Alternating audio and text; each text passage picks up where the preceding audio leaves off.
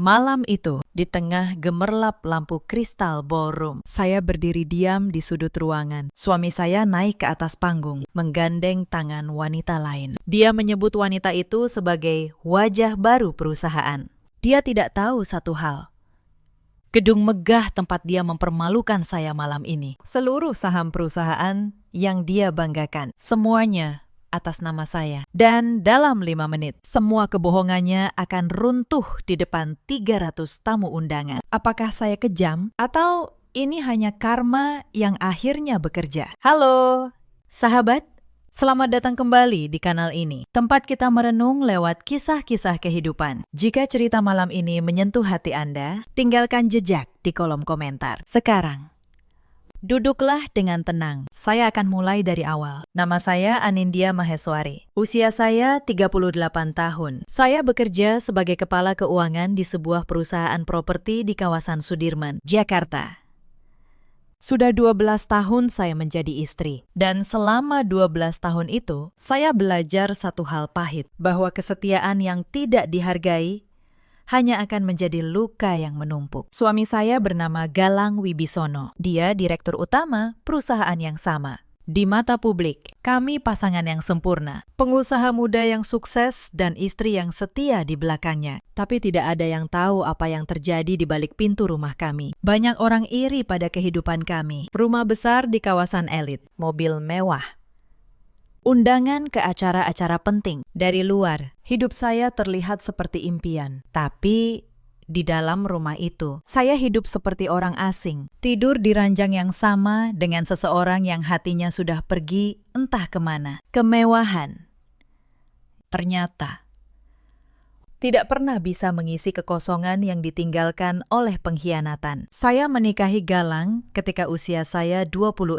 Saat itu dia belum punya apa-apa. Hanya seorang manajer proyek dengan gaji pas-pasan dan mimpi yang besar. Saya percaya pada mimpinya. Saya berikan semua yang saya punya. Dulu, di tahun-tahun awal pernikahan kami tinggal di rumah kontrakan kecil di pinggiran Bekasi. Atapnya bocor saat hujan, tapi saya tidak pernah mengeluh. Setiap pagi saya bangun subuh, menyiapkan sarapan, lalu mengantar Galang dengan motor butut kami. Saya rela menjual perhiasan pemberian ibu saya untuk modal dia merintis proyek pertamanya. Saat proyek itu hampir gagal, saya yang begadang membantunya menyusun ulang seluruh perhitungan biaya. Saya yang menemaninya menangis saat dia hampir menyerah. Saya masih ingat malam ketika proyek pertamanya akhirnya berhasil. Galang memeluk saya erat. Dia berkata, "Nin, semua ini berkat kamu. Aku tidak akan pernah melupakan pengorbananmu." Saat itu, saya percaya. Saya pikir lelaki yang ingat asal-usulnya tidak akan pernah berkhianat. Saya salah. Ayah saya,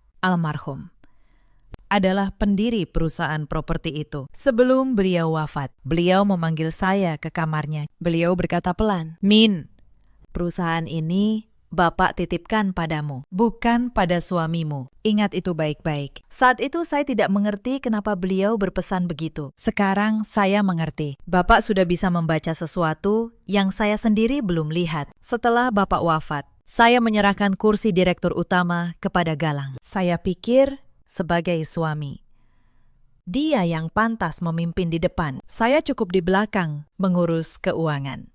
Saya percaya bahwa rumah tangga adalah kerjasama, bukan kompetisi. Tapi saham mayoritas perusahaan tetap atas nama saya. Itu pesan terakhir Bapak, dan satu-satunya pesan yang tidak pernah saya langgar. Galang tumbuh bersama perusahaan itu. Dari manajer biasa, dia menjelma menjadi pengusaha yang namanya disebut di mana-mana. Mobilnya berganti setiap tahun. Jam tangannya seharga rumah orang lain.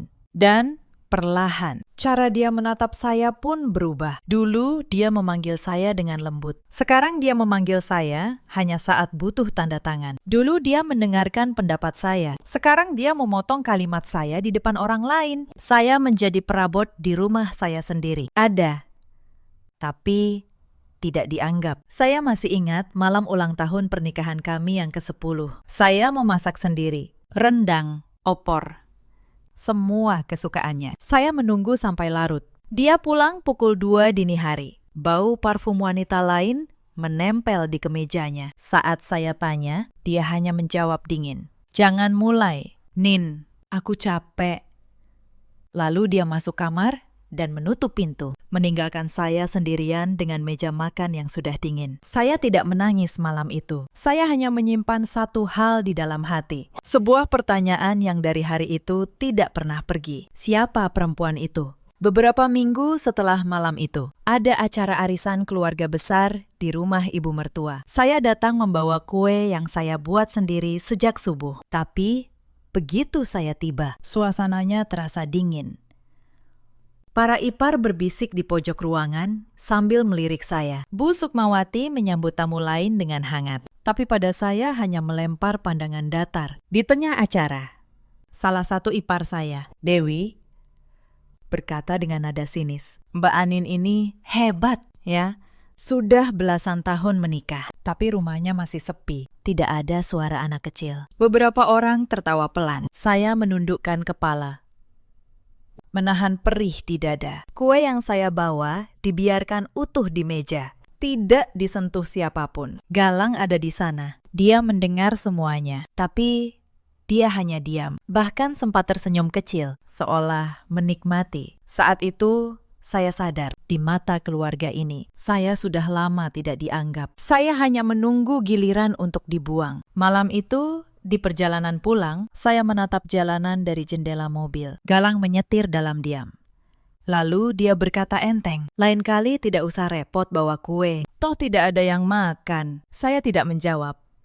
Tapi di dalam hati, sesuatu mulai mengeras. Bukan kebencian, tapi keputusan. Beberapa bulan kemudian, perusahaan merekrut sekretaris baru untuk Galang. Namanya Kirana. Usianya baru 26 tahun. Cantik, pintar, berbicara, dan selalu tersenyum manis di depan saya. Dia memanggil saya Bu Anindya dengan nada hormat yang berlebihan. Terlalu manis untuk terasa tulus. Saya seorang akuntan. Pekerjaan saya adalah membaca angka yang tidak cocok dan tubuh manusia. Ternyata juga punya angka-angka yang bisa dibaca. Saya mulai memperhatikan. Setiap kali Kirana masuk ruangan Galang, pintu selalu tertutup terlalu lama. Setiap kali nama Kirana disebut, suara Galang berubah. Lebih lembut, lebih hidup, lebih seperti dulu saat dia masih mencintai saya. Tapi saya diam. Saya belum punya bukti. Dan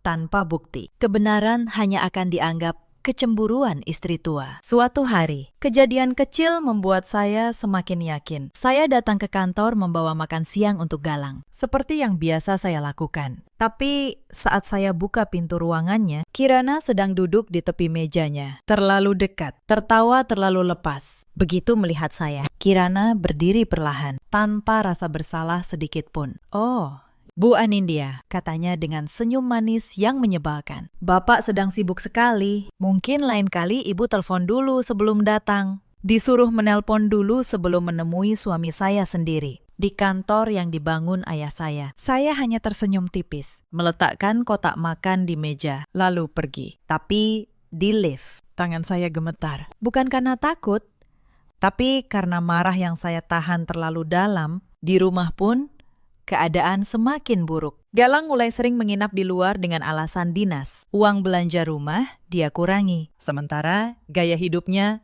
makin mewah. Suatu kali, saya menemukan struk pembelian perhiasan mahal di saku jasnya. Sebuah kalung berlian. Saya tidak pernah menerimanya. Saya tahu untuk siapa kalung itu. Suatu sore, ibu mertua saya datang ke rumah. Namanya Bu Sukmawati. Sejak dulu, beliau tidak pernah benar-benar menyukai saya. Bagi beliau, saya hanya perempuan yang beruntung menikahi anaknya. Beliau lupa bahwa tanpa keluarga saya, anaknya tidak akan jadi siapa-siapa. Sore itu, beliau duduk di ruang tamu sambil menyeruput teh. Lalu, beliau berkata dengan nada santai, seolah membicarakan cuaca. "Min, kamu sudah 12 tahun menikah, tapi belum juga memberi Galang keturunan. Laki-laki itu butuh penerus. Kamu mengerti, kan?" Saya tertegun. Selama ini saya menyimpan rasa sakit itu sendirian, bahwa setelah keguguran 3 kali, dokter mengatakan Kemungkinan saya untuk hamil sangat kecil. Galang tahu itu. Tapi rupanya dia menceritakannya pada ibunya dan menjadikannya senjata. Galang masih muda. Lanjut Bu Sukmawati. Dia berhak bahagia. Berhak punya anak. Kalau kamu tidak bisa memberi itu, mungkin kamu harus berbesar hati. Beliau meletakkan cangkir teh. Senyumnya tipis. Ada perempuan lain yang bisa. Saat itu, saya mengerti. Ini bukan sekedar perselingkuhan. Ini sudah direncanakan. Suami saya dan ibu mertua saya. Mereka sudah satu suara. Mereka tinggal menunggu waktu untuk membuang saya. Malam itu, saya tidak bisa tidur. Saya menatap langit-langit kamar sambil mendengar dengkuran Galang di sebelah saya. Pria yang dulu saya bangun dari nol. Pria yang sekarang sedang merencanakan kehancuran saya bersama ibunya. Saya bisa saja menangis. Saya bisa saja membentak. Tapi saya memilih cara lain. Cara yang sudah Bapak ajarkan tanpa pernah beliau sebut. Diameter. Amati. Dan kumpulkan. Keesokan paginya, saya kembali ke kantor seperti biasa. Tersenyum pada Kirana. Menyapa Galang. Tidak ada yang berubah di wajah saya. Tapi di dalam, saya sudah mulai bekerja. Sebagai kepala keuangan, saya punya akses ke seluruh laporan perusahaan. Dan malam itu, saya mulai membuka berkas-berkas yang selama ini tidak pernah saya curigai. Saya ingin tahu kemana saja uang perusahaan mengalir. Apa yang saya temukan membuat tangan saya dingin. Selama setahun terakhir, ada pengeluaran yang janggal. Sebuah apartemen mewah di kawasan Kemang disewa atas nama perusahaan. Tapi tidak ada satupun karyawan yang tinggal di sana. Saya cek lebih dalam. Tagihan listrik, tagihan air, semua dibayar dari kas perusahaan. Lalu, ada mobil. Sebuah mobil mewah dibeli dengan dana operasional. Lalu dibalik-namakan ke seseorang. Nama itu, Kirana Dewanti. Saya menyandarkan punggung ke kursi. Jadi begini caranya. Galang bukan hanya berselingkuh. Dia memakai uang perusahaan. Uang yang dibangun dari keringat ayah saya untuk membiayai perempuan simpanannya. Saya tidak marah. Anehnya, saya justru merasa tenang. Karena untuk pertama kalinya, saya memegang sesuatu yang lebih kuat dari air mata. Saya memegang angka, dan angka tidak pernah berbohong. Tapi saya ingin melihatnya dengan mata sendiri. Suatu sore, saya pergi ke apartemen di Kemang itu. Saya duduk di kafe seberang jalan, memesan teh, dan menunggu. Tidak lama, mobil Galang masuk ke basement. Beberapa menit kemudian, dari lobi keluar Kirana mengenakan piyama sutra, menyambut Galang dengan ciuman, seolah mereka pasangan yang sah. Mereka tertawa. Mereka masuk lift bersama. Saya duduk diam di kafe itu. Teh di depan saya sudah dingin. Tapi saya tidak menangis. Saya hanya menatap, mencatat dalam ingatan setiap detailnya. Inilah rumah kedua suami saya, dibangun dari uang ayah saya, untuk perempuan yang merebut tempat saya. Saya pulang malam itu dengan hati yang aneh. Tidak hancur, justru semakin teguh. Mereka sudah menabur. Tinggal menunggu musim panen tiba. Tak lama setelah itu, Galang melakukan sesuatu yang lebih jauh. Di kantor, dia mengeluarkan memo internal. Isinya, sebagian wewenang keuangan saya dialihkan kepada tim baru yang dia bentuk. Tim yang dipimpin oleh, tentu saja, Kirana dengan dalih penyegaran organisasi. Dia perlahan mencoba melucuti posisi saya di perusahaan saya sendiri. Saya menerima memo itu di meja saya. Saya membacanya dengan tenang. Lalu, saya tersenyum kecil. Galang pikir dia sedang melemahkan saya, padahal dia sedang memberi saya lebih banyak alasan dan lebih banyak bukti tentang niat jahatnya. Setiap langkah yang dia ambil untuk menyingkirkan saya justru memperkuat posisi saya secara hukum nanti. Malam harinya, Galang berkata di rumah dengan nada seolah berbaik hati. Min, kamu kerja sudah terlalu lama. Capek, kan? Mulai sekarang, kurangi saja tugasmu di kantor. Biar yang muda-muda yang urus. Kamu di rumah saja. Saya tahu apa maksudnya. Dia ingin menyingkirkan saya pelan-pelan, supaya saat dia membuang saya nanti, saya sudah tidak punya pijakan. Saya menjawab manis. Baik, Mas, Mungkin kamu benar, saya memang butuh istirahat. Dia tersenyum puas, mengira saya menyerah. Dia tidak tahu. Justru di balik istirahat itu, saya punya lebih banyak waktu untuk menyiapkan akhir dari ceritanya. Beberapa hari kemudian, ada jamuan makan malam bisnis dengan mitra besar perusahaan. Galang meminta saya hadir, biar terlihat sebagai keluarga yang utuh, katanya. Saya datang, saya berdandan rapi. Saya bersikap ramah pada para tamu, seperti yang selalu saya lakukan. Di tengah makan malam, salah satu mitra bertanya pada Galang tentang strategi keuangan perusahaan. Saya, sebagai kepala keuangan, mulai menjelaskan dengan tenang. Tapi Galang memotong saya di depan semua orang. Sudah, Nin, katanya sambil tertawa pada mitranya. Istri saya ini lebih cocok mengurus dapur daripada angka. Biar saya yang jelaskan. Para tamu tertawa. Saya tersenyum kaku, menelan rasa malu yang membakar. Padahal, setiap angka yang dia banggakan malam itu adalah hasil kerja saya. Setiap laporan yang dia presentasikan, saya yang menyusunnya. Tapi di depan orang, saya hanya istri yang lebih cocok mengurus dapur. Pulang dari jamuan itu, saya berdiri lama di depan cermin kamar mandi. Saya menatap wajah saya sendiri. 12 tahun. Saya sudah memberikan 12 tahun hidup saya untuk seorang lelaki yang malu mengakui kemampuan saya. Untuk pertama kalinya, saya bertanya pada diri sendiri, sampai kapan saya akan terus mengecilkan diri seperti ini? Malam itu, saya menangis. Tapi itu tangisan terakhir saya untuk Galang. Setelahnya, mata saya kering dan pikiran saya jernih. Saya tahu apa yang harus saya lakukan. Saya mulai menyalin semua bukti itu. Diam-diam, satu persatu. Mutasi rekening, kontrak sewa apartemen, bukti pembelian mobil, semua saya simpan. Saya buat 2 salinan. Saya cetak dalam map tebal, hitam di atas putih. Beberapa hari setelah itu, ada satu kejadian yang membuat saya semakin yakin betapa dalam rencana mereka. Galang pulang membawa berkas lagi. Kali ini soal rumah peninggalan ayah saya di kawasan Menteng. Rumah tua yang penuh kenangan masa kecil. Min, katanya. Rumah Menteng itu kosong, mubazir. Aku punya kenalan yang mau beli dengan harga bagus. Kita jual saja, ya. Uangnya bisa untuk ekspansi perusahaan. Senyumnya tampak meyakinkan. Tapi saya tahu, ekspansi yang dia maksud bukan untuk perusahaan, tapi untuk membiayai hidup baru bersama Kirana. Rumah itu adalah satu-satunya warisan ayah saya yang berbentuk kenangan, bukan angka. Di teras rumah itu, dulu ayah saya mengajari saya membaca laporan keuangan pertama saya. Galang tahu betul betapa berartinya rumah itu bagi saya. Dan justru karena itu, dia ingin merampasnya. Bukan sekedar untuk uang, tapi untuk menghapus jejak terakhir keluarga saya dari hidup ini. Saya tersenyum dan berkata, saya pikir-pikir dulu, ya.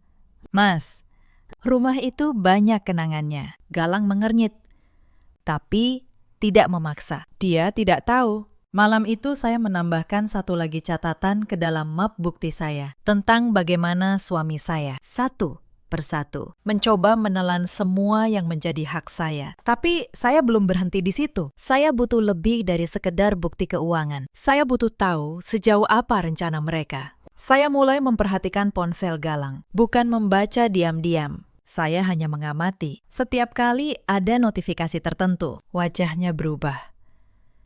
Setiap malam, pukul 10, dia akan keluar ke teras untuk menelpon. Suaranya pelan, tapi tawanya terdengar. Suatu malam, saya pura-pura tidur. Lalu saya dengar dia berbicara di teras. Sabar, sayang, katanya. Sebentar lagi, semua jadi milik kita. Begitu acara anniversary perusahaan nanti, aku umumkan kamu sebagai direktur baru. Setelah itu, aku urus surat cerai. Mama sudah setuju. Tubuh saya membeku. Acara anniversary itu acara besar perusahaan yang dihadiri ratusan tamu. Klien, mitra bisnis, pejabat, wartawan. Dan di panggung itulah, Galang berencana mengumumkan perempuan simpanannya. Sekaligus mempermalukan saya di depan semua orang. Mereka pikir mereka sedang menyiapkan kemenangan. Padahal mereka sedang menggali lubang untuk diri mereka sendiri. Saya tidak tidur sampai pagi. Tapi kali ini bukan karena sedih. Saya sibuk berpikir, jika mereka memilih panggung itu untuk menghancurkan saya, maka saya akan memakai panggung yang sama untuk membalikan segalanya. Keesokan harinya, saya melakukan sesuatu yang sudah lama tertunda. Saya menemui pengacara keluarga, Pak Hartono. Beliau sudah mengenal keluarga saya sejak zaman ayah saya. Saya letakkan map tebal itu di mejanya. Pak Hartono membaca dalam diam. Lama. Lalu beliau menatap saya. Bu Anindya, katanya pelan. Ini bukan sekedar perselingkuhan. Ini penggelapan dana perusahaan. Dan secara hukum, posisi Anda sangat kuat. Saham mayoritas perusahaan masih atas nama Anda. Suami Anda hanya direktur. Dia bekerja untuk Anda, bukan sebaliknya. Beliau melepas kacamatanya, lalu menatap saya dengan serius. Tapi saya harus jujur, Bu.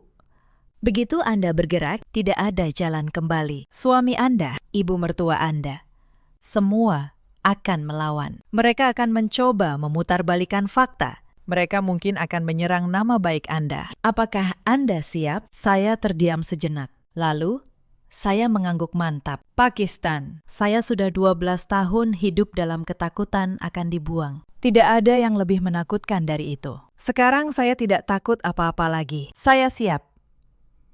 Pak Hartono tersenyum. Bagus. Bapak Anda dulu juga begitu. Tenang. Tapi tidak pernah bisa diinjak. Anda memang putrinya. Saya mengangguk. Saya tahu. Pakistan. Bapak saya yang memastikan itu sebelum beliau wafat. Lalu, apa yang Anda inginkan? Tanya beliau. Saya menarik napas. Saya ingin semuanya kembali sesuai tempatnya. Tapi saya tidak mau bertindak diam-diam seperti pengecut. Saya ingin kebenaran terungkap di depan semua orang yang selama ini melihat saya sebagai istri yang tidak berdaya. Pak Hartono tersenyum tipis. Kalau begitu, kita siapkan semuanya dengan rapi. Selama 2 minggu berikutnya, saya hidup dalam 2 dunia. Di rumah, saya tetap istri yang patuh. Saya menyiapkan kemeja galang. Saya melayani ibu mertua yang sesekali datang. Saya tersenyum. Meski di dalam hati saya menghitung mundur di luar rumah.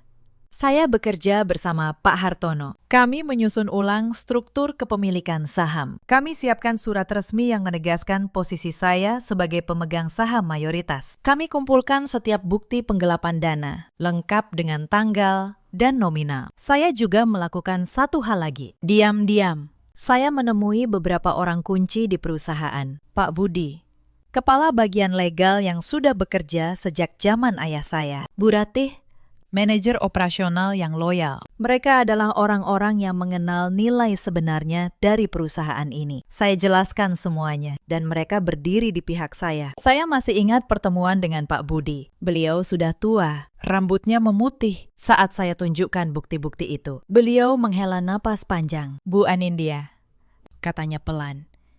Bapak Anda dulu pernah berpesan pada saya. Beliau bilang, jaga Anindya. Karena dia satu-satunya yang punya hati ayahnya. Saya sudah lama melihat apa yang Galang lakukan, tapi saya tidak punya hak bicara. Sekarang, Anda yang memimpin. Saya akan berdiri di belakang Anda sampai akhir. Mata saya berkaca-kaca mendengar itu. Ternyata selama ini saya tidak sendirian. Ada orang-orang yang diam, tapi setia. Yang menunggu saya berani berdiri. Bu Ratih juga begitu. Saat saya temui beliau di sebuah kafe kecil, beliau langsung menggenggam tangan saya. Bu, saya sudah lama merasa ada yang salah. Banyak pengeluaran aneh yang tidak masuk akal. Saya simpan semua catatannya. Kalau ibu butuh, saya berikan semuanya. Beliau menyerahkan map berisi salinan dokumen yang bahkan belum saya temukan. Bukti saya menjadi semakin lengkap. Dengan dukungan mereka, rencana saya menjadi solid. Kami menyusun strategi dengan hati-hati. Kapan harus bergerak? Bagaimana urutannya? Apa yang harus dikatakan? Pak Hartono bahkan menyiapkan surat resmi pemberhentian Galang sebagai direktur, yang tinggal diaktifkan kapan saja saya mau. Sementara saya menyiapkan semuanya dalam diam. Kirana semakin berani. Suatu siang, dia masuk ke ruangan saya tanpa mengetuk. Dia duduk di kursi seberang meja saya, menyilangkan kaki, dan tersenyum penuh kemenangan. Bu Anindya, katanya, Saya cuma mau bilang, Galang itu sebenarnya butuh perempuan yang bisa mengimbangi dunianya. Bukan yang cuma duduk di balik meja menghitung angka. Dia memainkan kalung berlian di lehernya. Kalung yang saya tahu dibeli dengan uang perusahaan. Tidak semua perempuan ditakdirkan untuk jadi nyonya besar. Sebagian memang lebih cocok jadi pelengkap. Saya menatapnya tenang.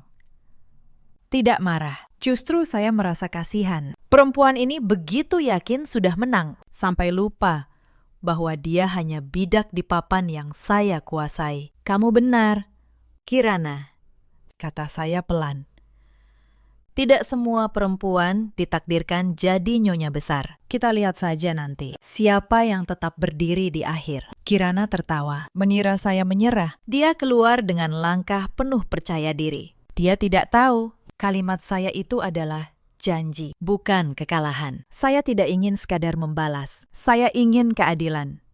Saya ingin semua yang selama ini dibangun dari kerja keras ayah saya kembali ke tangan yang benar. Galang tidak tahu apa-apa. Dia terlalu sibuk dengan dunianya. Setiap hari, dia pulang larut. Setiap malam, dia menelepon Kirana di teras. Dia bahkan tidak sadar bahwa istrinya, perempuan yang dia anggap lemah, sedang menyiapkan sesuatu yang akan mengubah hidupnya. Suatu malam, Galang pulang membawa map. Dia meletakkannya di depan saya dengan senyum yang dibuat-buat manis. Nin, katanya, ini surat administrasi perusahaan. Cuma formalitas. Tanda tangani saja di sini. Di sini. Dan di sini, saya membuka map itu, dan jantung saya hampir berhenti. Itu bukan surat formalitas, itu surat pengalihan saham. Jika saya menandatanganinya, seluruh saham mayoritas yang diwariskan ayah saya akan berpindah ke tangan Galang. Dengan satu coretan pena, saya akan kehilangan segalanya. Saya menahan diri agar wajah saya tetap tenang. Wah, banyak sekali ya. Mas, kata saya sambil pura-pura mengantuk. Saya baca dulu pelan-pelan besok. Mata saya sudah lelah malam ini. Galang mengernyit. Sedikit kesal. Tapi dia tidak bisa memaksa tanpa terlihat mencurigakan. Ya sudah. Tapi jangan lama-lama. Aku butuh cepat, katanya. Malam itu saya tidak tidur. Saya foto setiap halaman surat itu. Lalu saya kirim ke Pak Hartono. Keesokan harinya, beliau menelpon dengan suara serius. Bu Anindya, ini upaya pengambil alihan. Kalau Anda tanda tangani, Anda akan kehilangan hak atas perusahaan. Untung Anda tidak langsung menurutinya. Saya menarik napas panjang. Ternyata mereka tidak hanya ingin membuang saya. Mereka ingin merampas semua yang menjadi milik saya. Sejak hari itu, saya tahu. Saya tidak boleh ragu lagi. Saya kembalikan map itu pada Galang beberapa hari kemudian. Saya berkata, Mas, surat ini ada beberapa poin yang saya kurang paham. Saya mau konsultasi notaris dulu, ya, biar aman. Galang tampak tidak senang, tapi menahan diri. Dia tidak tahu. Saya sudah selangkah di depannya. Tekanan dari mereka semakin menjadi. Bu Sukmawati mulai sering datang ke rumah tanpa pemberitahuan. Setiap kali datang, beliau seperti sengaja mengusik. Beliau memindahkan barang-barang saya. Beliau berkomentar tentang masakan saya. Suatu kali, beliau bahkan membawa katalog perhiasan dan berkata, Nin, perempuan yang akan mendampingi Galang nanti pasti butuh ini semua. Kamu bantu pilihkan, ya. Anggap saja kamu kakaknya. Saya hanya tersenyum dan mengangguk. Di dalam hati, setiap penghinaan itu menjadi bahan bakar. Suatu malam, saya pulang lebih awal dari kantor. Rumah terasa sepi, tapi dari ruang kerja Galang, saya dengar suara. Galang dan ibunya sedang berbicara. Saya berhenti di balik pintu, menahan napas. Bu, kata Galang, acara anniversary tinggal seminggu lagi. Setelah itu, semua beres. Anin pasti syok dan langsung pergi. Begitu dia keluar dari rumah ini, kita urus surat-suratnya. Bagus, jawab Bu Sukmawati. Sudah waktunya kamu punya istri yang bisa memberi keturunan. Anin itu sudah tidak ada gunanya. Untung saja dia perempuan polos yang tidak pernah curiga. Saya berdiri di balik pintu. Tubuh saya gemetar, bukan karena takut, tapi karena marah yang akhirnya mencapai puncaknya. Perempuan polos. Itu sebutan mereka untuk saya. Untuk perempuan yang membangun semua yang mereka nikmati. Saya berbalik pelan, lalu masuk ke kamar tanpa suara. Malam itu, di dalam gelap, saya tersenyum sendiri. Mereka pikir saya tidak akan pernah tahu apa-apa. Justru anggapan remeh itu yang akan menjadi senjata saya. Karena mereka terlalu meremehkan saya. Mereka tidak pernah berhati-hati. Dan kelalaian mereka. Saya catat semuanya. 3 hari sebelum acara, Kirana datang ke ruangan saya. Dia tersenyum manis seperti biasa. "Bu Anindya," katanya, "Bapak Galang minta ibu menyiapkan gaun terbaik untuk acara nanti," katanya. "Malam itu akan jadi malam yang bersejarah." Saya membalas senyumnya. "Tentu," kata saya, tenang. "Saya pasti datang dengan penampilan terbaik. Kamu juga, ya. Pastikan kamu cantik malam itu. Karena semua mata akan tertuju ke panggung." Kirana tertawa kecil, merasa menang. Dia tidak tahu makna ganda dari kalimat saya. Dia keluar dengan langkah ringan.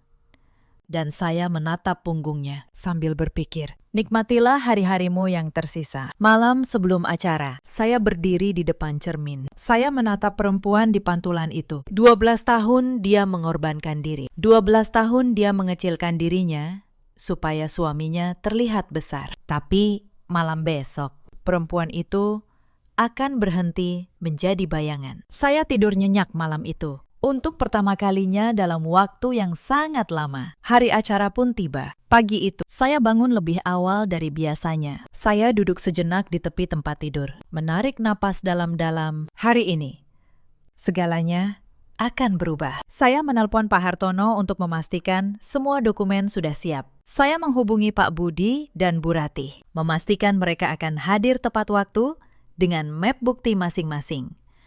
Lalu saya menyiapkan tas kecil berisi flash disk yang memuat seluruh data untuk ditampilkan di layar nanti. Galang berangkat lebih dulu. Sebelum pergi, dia menatap saya dari ujung ruangan. "Jangan lupa datang, Nin," katanya dengan senyum dingin. "Aku ingin kamu menyaksikan momen besarku." Saya membalas tenang. "Pasti." "Mas, saya tidak akan melewatkannya untuk apapun." Dia tidak tahu. Momen besar itu akan menjadi miliknya yang terakhir. Ballroom hotel mewah di pusat kota itu dipenuhi tamu. 300 undangan, klien besar, mitra perusahaan, pejabat, dan wartawan dari beberapa media. Lampu kristal berkilauan, musik mengalun lembut. Semua orang berpakaian terbaik. Galang datang dengan jas hitam mahal. Dia tampak begitu percaya diri. Di sampingnya, Kirana mengenakan gaun merah menyala. Berdiri seolah dia sudah menjadi nyonya rumah. Ibu mertua saya, Bu Sukmawati, duduk di meja depan dengan senyum bangga. Mereka bertiga, satu komplotan, menunggu momen kemenangan mereka. Saya datang sendiri, mengenakan gaun hitam sederhana, namun elegan. Tidak mencolok, tapi anggun. Saya tahu, malam ini bukan soal pakaian. Malam ini soal kebenaran. Galang menghampiri saya sebentar. Dia berbisik. Duduk yang manis di meja belakang. "Nin, malam ini aku punya pengumuman penting." Matanya berkilat, penuh ejekan yang tak dia sembunyikan lagi. Saya hanya tersenyum. "Tentu, Mas, saya akan menunggu pengumumanmu." Dia tidak tahu betapa saya juga menantikan momen itu. Acara dimulai. Sambutan demi sambutan mengalir. Lalu, tibalah saatnya. Galang naik ke panggung. Dia mengambil mikrofon. Senyumnya lebar. Sorot lampu menyinari wajahnya. "Bapak, Ibu, para tamu yang terhormat," katanya.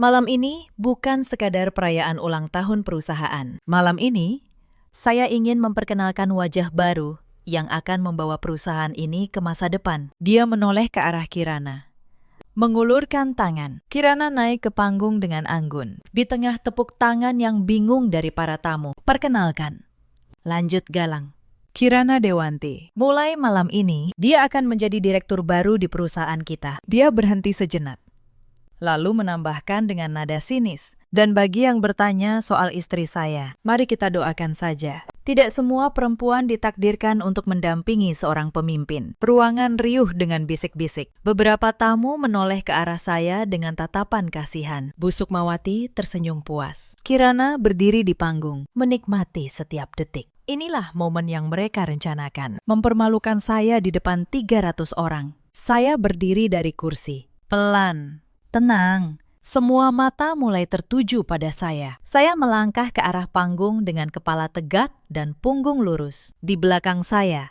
Pak Hartono, Pak Budi, dan Bu Ratih ikut berjalan, membawa map-map tebal di tangan mereka. Galang mengernyit. Min, kamu mau apa?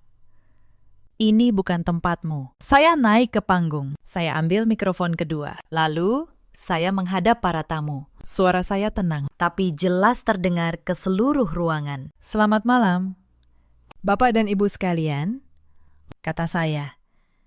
Nama saya Anindya Maheswari. Saya istri sah dari Galang Wibisono, dan saya juga pemegang saham mayoritas dari perusahaan ini. Ruangan langsung hening. Senyum di wajah Galang membeku. Sebelum suami saya melanjutkan pengumumannya, kata saya, izinkan saya menambahkan beberapa fakta, supaya malam ini benar-benar menjadi malam yang bersejarah, seperti yang dia janjikan. Saya berikan isyarat.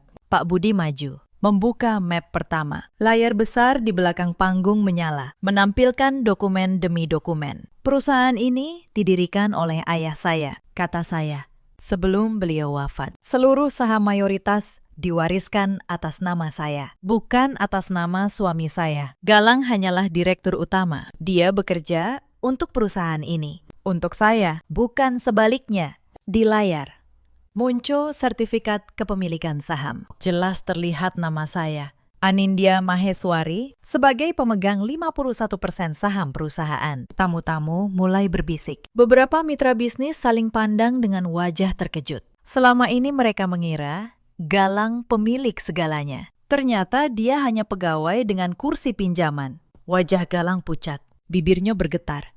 Min, hentikan. Tapi saya tidak berhenti. Saya tunjuk layar. Dan ini, Bapak Ibu sekalian, adalah laporan keuangan setahun terakhir. Sebuah apartemen mewah di Kemang, disewa dengan uang perusahaan. Sebuah mobil mewah, dibeli dengan dana operasional, lalu dibalik namakan ke seseorang. Saya menoleh pada Kirana. Kenama Kirana Dewanti. Suara terkesiap memenuhi ruangan. Semua mata kini beralih ke Kirana, yang wajahnya mendadak putih. Gaun merahnya tiba-tiba terlihat seperti bendera malu. Suami saya tidak hanya berkhianat, lanjut saya. Dia menggunakan uang perusahaan, uang yang dibangun dari kerja keras ayah saya, untuk membiayai perempuan simpanannya. Ini bukan urusan rumah tangga lagi. Ini penggelapan dana, dan saya punya semua buktinya. Hitam di atas putih. Galang menjatuhkan mikrofonnya. Suaranya berderak di lantai. Ini fitnah, teriaknya. Kamu hanya istri yang cemburu. Saya menatapnya tenang. Cemburu? Tidak. Mas, akuntan tidak cemburu. Akuntan hanya membaca angka, dan setiap angka di layar itu adalah tanda tanganmu sendiri. Di meja depan, Bu Sukmawati berdiri dengan wajah merah. Beraninya kamu mempermalukan anakku di depan umum. Saya menoleh padanya. Mempermalukan? Bu, saya hanya mengatakan kebenaran. Bukankah ibu sendiri yang bilang, anak ibu berhak bahagia, berhak punya perempuan lain. Saya hanya membantu ibu mewujudkannya. Sekarang seluruh ruangan tahu siapa perempuan itu. Bu Sukmawati terduduk kembali. Tidak bisa berkata apa-apa. Saya belum selesai. Saya berikan isyarat sekali lagi. Di layar muncul satu dokumen terakhir. Dan ini, kata saya, adalah surat pengalihan saham yang suami saya minta saya tanda tangani beberapa minggu lalu dengan dalih formalitas. Padahal isinya merampas seluruh hak saya atas perusahaan ini. Untungnya, saya seorang akuntan. Saya membaca setiap baris sebelum menandatangani apapun. Para tamu terkesiap. Wajah Galang kini benar-benar hancur. Rencananya, satu persatu terbongkar di depan semua orang yang dulu mengaguminya. Pak Hartono melangkah maju. Dia memperkenalkan diri sebagai pengacara saya dengan suara tegas. Beliau mengumumkan, per malam ini, atas instruksi pemegang saham mayoritas, Saudara Galang Wibisono diberhentikan dari jabatannya sebagai Direktur Utama. Seluruh aset perusahaan yang disalahgunakan akan ditarik kembali. Dan proses hukum atas dugaan penggelapan dana akan segera berjalan. Ruangan meledak dalam keriuhan. Wartawan mulai memotret. Para tamu berbisik. Dalam hitungan menit, dunia yang Galang bangun di atas kebohongan runtuh di depan matanya sendiri. Galang berlutut di panggung. Air matanya mengalir. Nin, tolong. Aku hilaf. Maafkan aku. Jangan lakukan ini. Sorot lampu masih menyinari panggung. 300 pasang mata menyaksikan. Wartawan terus memotret. Pria yang beberapa menit lalu begitu angkuh, kini menangis di lantai panggung yang sama, di mana dia berencana mempermalukan saya. Disitulah dia jatuh. Saya menatapnya. Pria yang dulu saya cintai dengan seluruh hati saya. Pria yang saya bangun dari nol. Pria yang membalas semua itu dengan pengkhianatan. Galang, kata saya pelan. Selama 12 tahun, aku berlutut untukmu. Aku mengecilkan diriku supaya kamu terlihat besar. Aku menyimpan setiap luka demi menjaga rumah tangga kita. Tapi kamu tidak pernah menghargai satu pun dari itu. Saya berhenti sejenak. Kamu menyebutku perempuan polos yang tidak akan pernah tahu apa-apa. Kamu dan ibumu menertawakan kesetiaanku. Kalian pikir kebaikanku adalah kebodohan. Tapi lihatlah sekarang, siapa yang berdiri dan siapa yang berlutut. Air mata Galang semakin deras. Dia mencoba meraih tangan saya, tapi saya menariknya pelan. Sekarang, giliranmu yang berlutut. Tapi bukan padaku, berlututlah pada hukum. Karena itu yang akan kamu hadapi mulai sekarang. Saya berbalik. Saya tinggalkan panggung itu dengan langkah tenang. Di belakang saya, Galang masih berlutut. Kirana sudah menghilang entah kemana. Kabur dari ruangan saat semua mata tertuju padanya. Bu Sukmawati menunduk dalam diam. Saya berjalan keluar dari ballroom. Udara malam menyambut saya. Sejuk, lega. Untuk pertama kalinya dalam 12 tahun, saya bisa bernapas dengan bebas. Hari-hari setelah malam itu berjalan cepat. Berita tentang skandal di acara perusahaan menyebar luas. Tapi yang muncul bukan citra saya sebagai istri yang dipermalukan. Yang muncul adalah sosok perempuan yang berdiri tegak membela kehormatannya. Banyak yang menghubungi saya, memberi dukungan, mengucapkan kagum. Proses hukum berjalan sesuai bukti. Galang harus mengembalikan seluruh dana yang dia salahgunakan. Jabatannya hilang. Nama baiknya yang dulu dia banggakan, kini hancur.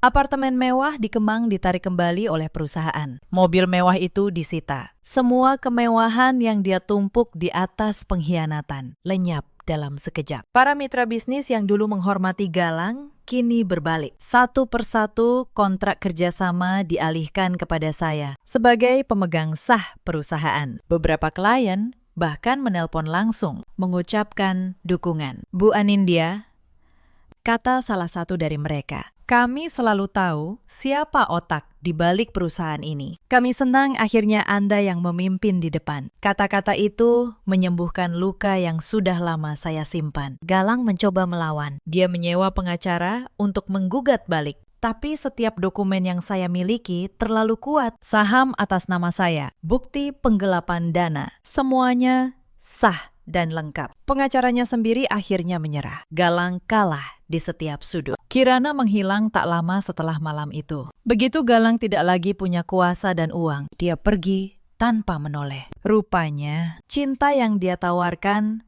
hanya sebatas isi rekening. Saat rekening kosong, cintanya pun ikut habis. Belakangan, saya dengar, Kirana sudah mendekati pengusaha lain yang lebih kaya. Pola yang sama. Hanya korban yang berbeda. Galang, yang dulu begitu angkuh, kini tinggal di apartemen sewaan kecil. Pekerjaannya tidak ada yang menerima, karena reputasinya sudah hancur di kalangan bisnis. Kabar terakhir yang saya dengar, dia bahkan harus menjual jam tangan dan mobil pribadinya untuk bertahan. Karma, ternyata. tidak pernah terlambat, hanya menunggu waktu yang tepat. Bu Sukmawati datang ke rumah saya beberapa minggu kemudian. Wajahnya tidak lagi sombong. Dia duduk di ruang tamu yang sama. Tempat dulu dia menghina saya. Kali ini, dia menunduk. "Nin," katanya lirih. "Ibu minta maaf. Ibu salah. Ibu terlalu memanjakan Galang sampai lupa siapa yang sebenarnya menjaga keluarga ini." Saya menatapnya. Saya tidak membenci beliau. Saya hanya merasa lelah. "Bu," kata saya. "Saya tidak akan membalas dengan kebencian. Tapi, maaf, saya juga tidak bisa pura-pura semuanya baik-baik saja. Saya hanya ingin hidup dengan tenang, tanpa luka baru." Beliau mengangguk, lalu pergi dengan langkah berat. Itu terakhir kali saya melihatnya. Saya dan Galang resmi bercerai 3 bulan kemudian. Di pengadilan, dia tampak begitu berbeda. Tidak ada lagi pria percaya diri yang dulu berdiri di panggung. Yang ada hanya laki-laki yang kehilangan segalanya karena keserakahannya sendiri. Saat hakim mengetuk palu, saya tidak merasa menang. Saya hanya merasa bebas. Sebelum meninggalkan ruang sidang, Galang menghampiri saya untuk terakhir kalinya. Suaranya lirih. "Min, apakah tidak ada kesempatan kedua untukku?" Saya menatapnya tenang. "Galang, kesempatan itu sudah pernah kamu punya. 12 tahun lamanya. Kamu yang memilih membuangnya." Lalu saya berjalan pergi tanpa menoleh lagi. Bab itu sudah saya tutup. Untuk selamanya. Saya kembali memimpin perusahaan yang ditinggalkan ayah saya. Bukan dari belakang lagi, tapi dari kursi paling depan. Dengan dukungan Pak Budi, Bu Ratih, dan seluruh karyawan yang loyal. Perusahaan justru tumbuh lebih sehat dari sebelumnya. Ternyata selama ini yang menjaga roda perusahaan tetap berputar, bukan Galang, tapi sistem keuangan yang sejak dulu saya bangun dengan hati-hati. Bulan-bulan pertama tidak mudah. Memimpin perusahaan besar di depan publik membutuhkan keberanian yang berbeda dari bekerja di balik layar. Tapi setiap kali saya ragu, saya ingat pesan ayah saya. Perusahaan ini beliau titipkan pada saya, dan saya tidak akan mengecewakan beliau lagi. Saya melakukan banyak perubahan. Saya naikkan kesejahteraan karyawan yang selama ini terabaikan. Saya bersihkan setiap pos pengeluaran yang tidak transparan. Saya bangun budaya kerja yang jujur dan saling menghormati. Perlahan, perusahaan tidak hanya pulih, tapi berkembang lebih besar dari yang pernah Galang capai. Keuntungan meningkat.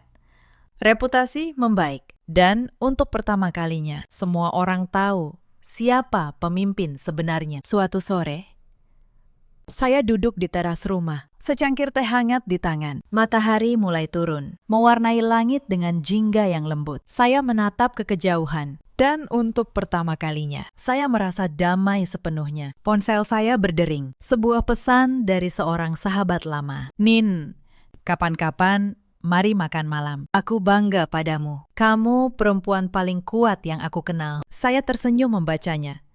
Hati saya hangat. 6 bulan setelah malam yang mengubah hidup saya bukan lagi perempuan yang bersembunyi di balik bayang-bayang suaminya. Saya adalah Anindya Maheswari, perempuan yang sudah melewati badai dan keluar dengan lebih kuat. Perempuan yang akhirnya tahu nilai dirinya sendiri. Kadang saya merenung, apakah saya menyesal telah memberikan 12 tahun hidup saya pada orang yang salah? Jawabannya, tidak. Karena dari penderitaan itu, saya belajar tentang kekuatan yang tidak pernah saya tahu saya miliki. Saya belajar bahwa harga diri jauh lebih berharga daripada hubungan yang dibangun di atas penghinaan. Dan saya belajar bahwa perempuan yang paling tenang seringkali adalah perempuan yang paling tidak boleh diremehkan. Bapak Ibu pendengar sekalian, cerita yang baru saja Anda dengar adalah kisah fiksi yang dibuat semirip mungkin dengan kehidupan nyata, agar kita semua bisa mengambil hikmah darinya. Cerita ini mengajarkan kita banyak hal. Jangan pernah membiarkan siapapun menginjak harga dirimu, sekuat apapun cintamu pada mereka. Dan jangan pernah merasa bahwa kebaikanmu adalah kelemahan. Karena seringkali orang yang paling tenang adalah orang yang paling kuat. Di luar sana, ada banyak perempuan yang seperti Anindya dulu. Memberi segalanya, tapi dianggap tidak ada. Mengorbankan diri, tapi dibalas pengkhianatan. Jika kamu salah satunya, ingatlah, Kesabaranmu bukan tanda kelemahan, tapi kekuatan yang sedang menunggu waktunya. Ada juga banyak suami seperti Galang yang lupa bahwa kesuksesan yang dibangun di atas pengorbanan orang lain akan runtuh saat pengorbanan itu berhenti. Dan ada pula para ibu seperti Bu Sukmawati yang memanjakan anaknya sampai lupa mengajarkan arti tanggung jawab. Ingatlah, karma selalu bekerja. Apa yang kita tanam, itulah yang akan kita tuai. Kejujuran adalah fondasi sebuah pernikahan. Dan pengkhianatan pada akhirnya akan selalu berujung pada kehancuran. Dalam hidup, kita selalu punya pilihan untuk menghargai atau untuk mengkhianati, untuk setia atau untuk serakah. Pilihlah dengan bijak, karena setiap pilihan akan kembali pada diri kita sendiri. Terima kasih sudah menemani sampai akhir. Jika kisah ini menyentuh hati Anda, tinggalkan komentar dan ceritakan pendapat kalian. Sampai jumpa di kisah berikutnya. 2 hari sebelum akad nikah, saya memergoki calon suami saya bermalam di hotel mewah bersama sekretaris saya sendiri. Saya tidak menangis, saya tidak berteriak, saya hanya tersenyum. Lalu pulang dan menyiapkan satu kejutan kecil untuk hari pernikahan kami. Karena di meja akad nanti, bukan janji suci yang akan saya ucapkan, melainkan kebenaran yang akan saya bongkar di depan ratusan tamu. Halo sahabat, selamat datang kembali di channel ini. Hari ini saya akan menceritakan kisah seorang perempuan yang dikhianati tepat di ambang pernikahannya. Sebuah kisah tentang pengkhianatan, harga diri, dan pembalasan yang elegan. Jika kalian menyukai cerita seperti ini, jangan lupa tekan tombol like dan subscribe. Tuliskan juga nama dan asal kota kalian di kolom komentar, supaya kita bisa saling mengenal. Sekarang, siapkan tempat duduk paling nyaman, dan mari kita mulai ceritanya. Nama saya Febri, 40 tahun. Saya pemilik dan direktur utama sebuah kelompok usaha investasi di Jakarta. Sudah lebih dari 15 tahun saya membangun semuanya dari nol. Belasan perusahaan berada di bawah kendali saya. Ratusan karyawan menggantungkan hidup pada keputusan yang saya tanda tangani setiap pagi. Saya terbiasa duduk di ruang rapat penuh pria yang meragukan kemampuan seorang perempuan. Dan saya terbiasa membuat mereka diam dengan angka. Tapi di luar kantor, saya hanyalah perempuan biasa yang merindukan satu hal sederhana. Sebuah rumah dengan seseorang yang menungguku pulang. Seseorang yang mencintaiku bukan karena saldo rekeningku. Selama 3 tahun, saya pikir Aji adalah orang itu. Aji, pria tampan dengan senyum yang selalu berhasil meluluhkan hatiku. Kami berkenalan di sebuah acara bisnis. Ia sopan, perhatian, dan selalu berkata mendukung karirku. Saya jatuh cinta pada cara ia menatapku, seolah saya satu-satunya perempuan di dunia. Saya tidak pernah perhitungan kepadanya. Mobil yang ia kendarai, saya yang membelikan. Kafe yang ia banggakan di depan keluarganya, saya yang memberi modalnya. Apartemen, tempat ia tinggal, atas nama saya. Bagi saya, itu semua bukan masalah. Cinta, pikir saya, memang harus berkorban. Bahkan Ibu Ningsih, ibu kandung Aji, selalu memuji kebaikanku di depan kerabatnya. Meskipun beliau sering bersikap angkuh dan memperlakukan putranya seperti seorang pangeran, saya selalu menoleransinya. Saya berpikir setelah menikah nanti, ibunya akan menjadi ibu saya juga. Saya rela menelan banyak hal demi keluarga yang saya impikan. 2 hari sebelum hari besar itu, saya berada di sebuah butik pengantin mewah di kawasan Menteng. Ruangan itu dipenuhi tumpukan gaun pengantin, kain kebaya, dan pernak-pernik pernikahan yang menyilaukan. Harum bunga melati di sudut ruangan seharusnya membawa ketenangan. Namun entah mengapa, hari itu udara terasa sedikit lebih sesak dari biasanya. Saya berdiri di depan cermin besar dengan balutan gaun putih yang dirancang khusus oleh desainer ternama dari luar negeri. Sebuah gaun yang menelan biaya ratusan juta rupiah. Tapi semua itu tidak menjadi masalah demi hari paling bahagia dalam hidupku. Di atas sofa bludru merah marun, duduklah Aji, mengenakan setelan jas pernikahan yang juga saya belikan khusus untuknya. Jam tangan mewah di pergelangan tangannya, sepatu kulit impor di kakinya. Semuanya saya yang membayar. Ia bangkit menghampiriku. Lalu memeluk pinggangku dari belakang. Bayangan kami terpantul di cermin. Tampak begitu serasi. Aji berbisik pelan, "Sayang, kamu cantik sekali. Aku merasa jadi pria paling beruntung di dunia karena bisa memilikimu." Saya tersenyum, menyentuh lembut punggung tangannya. "Terima kasih, Mas." Aku juga tidak sabar menunggu hari pernikahan kita. Lalu ia melepaskan pelukannya. Wajahnya sedikit berubah. "Oh ya, sayang, aku harus ke toilet sebentar. Perutku agak mulas. Kamu lanjutkan saja fittingnya, ya. Nanti aku kembali." Saya mengangguk. Aji bergegas keluar dari ruangan. Saya kembali menghadap cermin.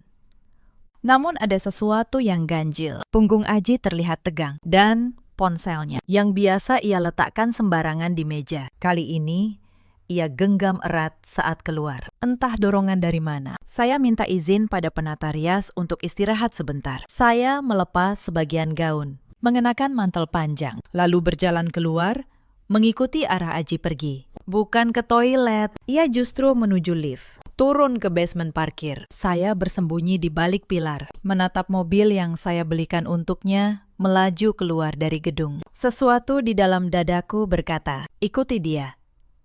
Saya menelpon Kikan, asisten pribadi yang sudah 10 tahun bersama saya. Saya minta ia menjemput dengan mobil pribadi. Dalam diam, kami membuntuti mobil Aji membelah lalu lintas Jakarta sore itu. Mobil itu berhenti di depan sebuah hotel bintang 5 di kawasan Sudirman. Hotel Grand Emerald. Saya melihat Aji turun, merapikan kemejanya, lalu masuk ke lobi dengan langkah ringan. Bukan langkah pria yang sedang sakit perut, melainkan langkah pria yang sedang menuju sesuatu yang ia nikmati. "Bu, kita tunggu di sini," tanya Kikan pelan. Saya tidak menjawab. Mata saya tertuju pada sosok lain yang baru saja keluar dari taksi di seberang. Seorang perempuan mengenakan gaun merah, berjalan tergesa menuju lobi yang sama. Saya mengenali sosok itu, sangat mengenalnya. Ratih, sekretaris pribadi saya. Perempuan yang setiap hari mengatur jadwal saya, menyajikan kopi saya, dan tersenyum manis di depan saya. Mereka bertemu di lobi. Aji merangkul pinggang Ratih dengan akrab. Mereka tertawa, lalu masuk bersama ke dalam lift. Pintu lift menutup, membawa 2 orang yang paling saya percaya menuju lantai atas. Saya duduk diam di kursi belakang mobil. Tidak ada air mata, hanya rasa dingin yang menjalar dari ujung jari hingga ke ulu hati. 3 tahun cinta, pengorbanan, dan kepercayaan runtuh dalam satu pemandangan di lobi hotel. "Bu, Ibu tidak apa-apa," suara Kikan bergetar. Saya menarik napas panjang. Lalu saya berbicara dengan suara yang bahkan mengejutkan diriku sendiri. Sedatar garis elektrokardiogram pasien yang sudah kehilangan detak jantungnya. "Kikan, antar saya ke kantor pusat malam ini juga." Sepanjang perjalanan, pikiran saya berputar, menyusun kepingan puzzle yang selama ini saya abaikan. Aji yang selalu menolak jika saya ajak mampir ke kafenya, dengan alasan sedang direnovasi. Ratih yang sering izin pulang lebih awal. Katanya harus menemani adiknya terapi. Semua alasan manis itu kini terasa seperti racun. Saya terlalu sibuk membangun kerajaan bisnis, hingga lupa memasang pagar di rumah saya sendiri. Gedung perkantoran milik saya menjulang membelah kegelapan malam saat kami tiba. Saya masuk melalui lobi utama dengan langkah lebar, mengabaikan sapaan petugas keamanan yang terkejut melihat saya datang selarut ini, dengan wajah pucat dan pakaian yang tidak biasa. Begitu pintu ruang kerja saya tertutup, saya langsung memberi perintah. "Kikan, akses sistem keuangan internal. Tarik semua mutasi kartu kredit platinum atas nama saya, yang saya pegangkan kepada Aji selama 6 bulan terakhir. Lalu buka berkas kepegawaian Ratih. Cek semua riwayat pinjaman dan kasbon yang pernah ia ajukan." Kikan mengangguk. Jari-jarinya bergerak lincah di atas keyboard. Saya menyandarkan tubuh ke kursi, memejamkan mata sejenak. Ruangan ini adalah saksi bisu betapa kerasnya saya bekerja. Di atas meja mahoni ini, saya menandatangani kontrak bernilai miliaran rupiah, menaklukkan pesaing yang meremehkan saya, dan kini di ruangan yang sama. Saya harus menelan pil pahit. Bahwa saya telah ditipu mentah-mentah oleh dua orang yang paling saya percaya. Bu, suara Kikan memecah keheningan. Nadanya bergetar. Data mutasi kartu kredit Pak Aji sudah keluar. Ini. Saya membuka mata, memutar kursi menghadap layar. Deretan angka terpampang jelas di sana. Saya membaca satu persatu rincian pengeluaran pria yang berjanji menjaga saya seumur hidup. 3 bulan lalu, transaksi di sebuah butik perhiasan ternama, senilai 120 juta rupiah. Keterangannya, pembelian kalung berlian. Saya ingat betul, Aji tidak pernah memberikan saya kalung berlian apapun. Sebulan lalu, transaksi di toko tas bermerek asal Prancis, senilai 80 juta. Dan yang paling mengejutkan, tagihan rutin setiap akhir pekan di berbagai hotel bintang 5, termasuk Hotel Grand Emerald, tempat mereka berada sekarang. Kalung berlian itu. Kikan menelan ludah. Saya ingat Ratih pernah memakai kalung dengan ciri-ciri persis seperti itu di acara ulang tahun perusahaan. Waktu itu ia bilang, kalung imitasi yang ia beli di pasar malam. Saya tertawa. Tawa yang tidak mengandung kegembiraan sedikit pun. Imitasi pasar malam yang dibayar dengan kartu kredit saya. Luar biasa. Sekarang buka data keuangan Ratih. Kikan mengklik beberapa folder. Ratih mengajukan pinjaman karyawan 3 kali dalam 6 bulan. Totalnya 50 juta rupiah.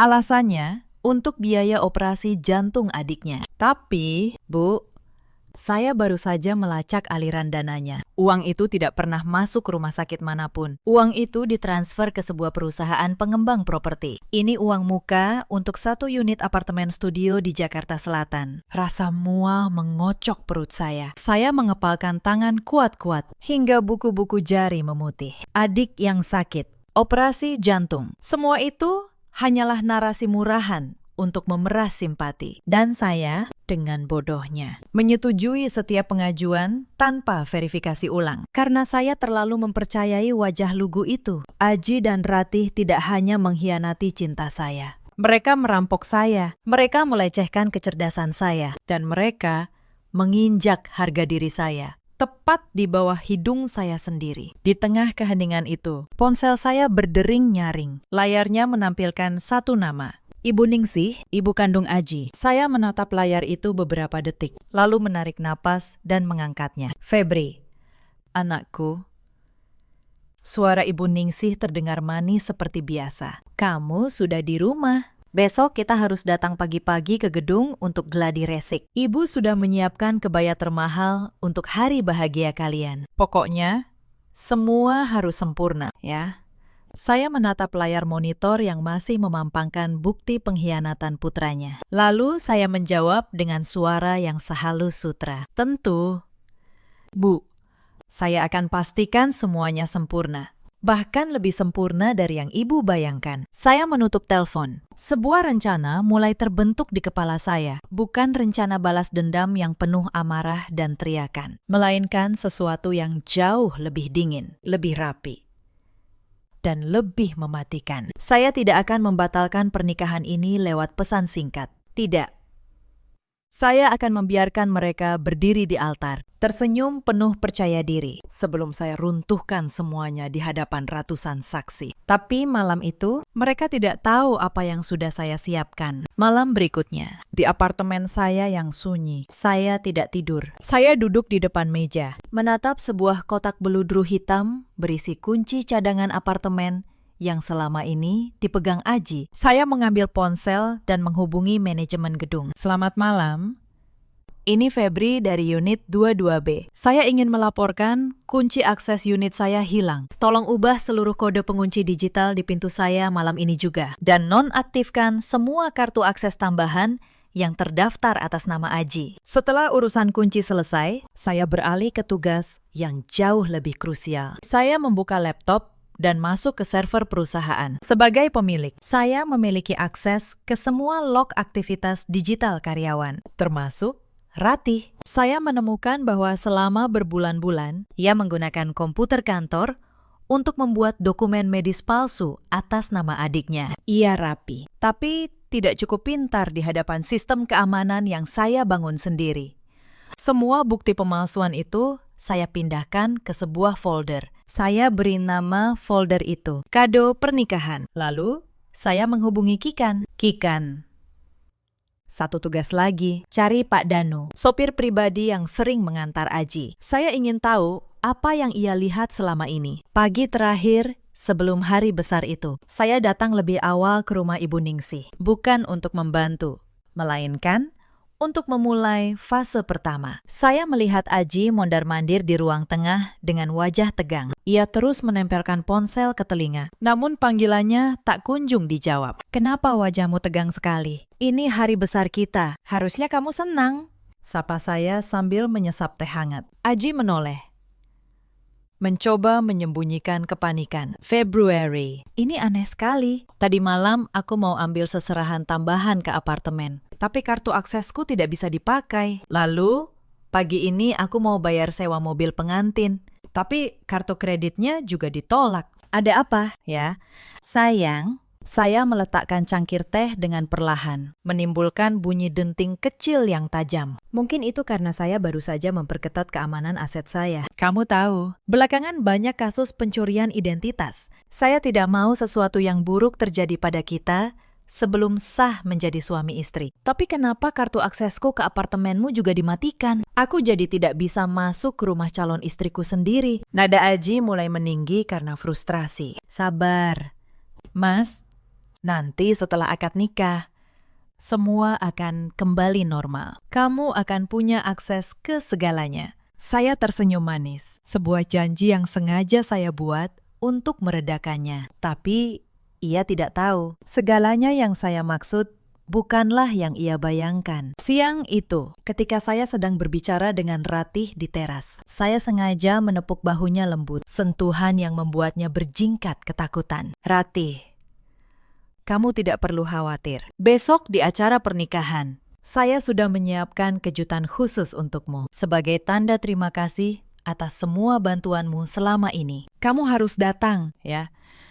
Pakailah gaun tercantikmu. Prati menatap saya dengan mata sembab, mencoba mencari arti di balik kata-kata saya. Terima kasih. Bu, saya menatapnya dari atas sampai bawah, lalu mendekat ke telinganya. Sama-sama, tapi simpan air matamu untuk besok, karena besok kamu akan sangat membutuhkannya. Saya berbalik pergi, meninggalkannya berdiri kaku di teras. Sorenya, Kikan datang ke kantor dengan kabar yang saya tunggu. Bu, Pak Danu akhirnya mau bicara. Setelah saya tunjukkan bukti bahwa selama ini Aji sering memotong uang bensin dan uang lemburnya untuk keperluan pribadi, ia bersedia bersaksi. Ia mengaku hampir setiap akhir pekan mengantar Aji menjemput Ratih di gang belakang, lalu pergi ke hotel Grand Emerald. Bagus, saya mengangguk. Saksi mata adalah pelengkap sempurna untuk bukti digital. Bawa Pak Danu ke lokasi aman. Pastikan ia tidak bisa dihubungi Aji atau Ibu Ningsih sampai acara dimulai. Besok pagi, saya ingin ia muncul tepat saat saya memberi isyarat. Ada satu lagi. Bu, Kikan menyerahkan sebuah rekaman. Ini percakapan Ratih lewat telepon kantor 1 jam lalu. Ia mencoba menghubungi pihak bank untuk membuka blokir kartu dengan meniru suara ibu. Tapi sistem keamanan biometrik suara yang ibu pasang menolaknya otomatis. Saya mendengarkan rekaman itu. Suara Ratih bergetar, namun penuh tipu daya. Mencoba meniru intonasi saya. Rasa jijik merayapi punggung saya. Ia tidak hanya mengincar posisi di samping Aji. Ia ingin menguras habis harta saya, bahkan sebelum janji pernikahan diucapkan. Ada satu hal lagi yang harus ibu lihat. Kikan membuka sebuah dokumen lain di layar. Wajahnya serius. Saya menemukan ini di folder pribadi Ratih di server kantor. Ini draft surat pengalihan aset. Mereka berencana, setelah pernikahan, memaksa ibu menandatangani surat kuasa pengelolaan harta dengan dalih bahwa suami berhak mengurus keuangan keluarga. Lalu, secara bertahap, aset-aset ibu akan dipindahkan ke rekening atas nama Aji. Bahkan, mereka sudah menyiapkan notaris yang bersedia bekerja sama. Saya menatap layar itu dengan dingin. Jadi pernikahan ini bukan hanya soal cinta palsu. Ini adalah operasi yang terencana. Sebuah perampokan yang dibungkus dengan gaun pengantin dan janji suci. Mereka sudah memetakan setiap langkah untuk menghabisi saya perlahan. setelah saya sah menjadi istri. Pintar sekali, saya bergumam. Mereka mengira saya akan menyerahkan kendali begitu saja, hanya karena saya jatuh cinta. Mereka lupa, sebelum menjadi seorang perempuan yang jatuh cinta, saya adalah seorang pengusaha yang membangun semuanya dari nol. Apa yang harus saya lakukan dengan dokumen ini? Bu, tanya Kikan. Cetak, simpan salinannya, dan masukkan ke dalam map merah, jawab saya. Ini akan menjadi bukti paling kuat bahwa pernikahan ini sejak awal adalah jebakan. Bukan saya yang membatalkan pernikahan. Merekalah yang sudah membatalkannya jauh sebelum hari ini. Dengan setiap kebohongan yang mereka rancang. Sore itu, sebelum pulang, Aji menemui saya di ruang makan rumah Ibu Ningsih dengan wajah yang sangat gelisah. Ia tidak lagi terlihat seperti calon pengantin yang bahagia. Rambutnya berantakan, matanya merah. Ia duduk di hadapan saya, mencoba meraih tangan saya. Namun, saya menghindar dengan halus, berpura-pura ingin mengambil sepotong roti. Sayang, tolong.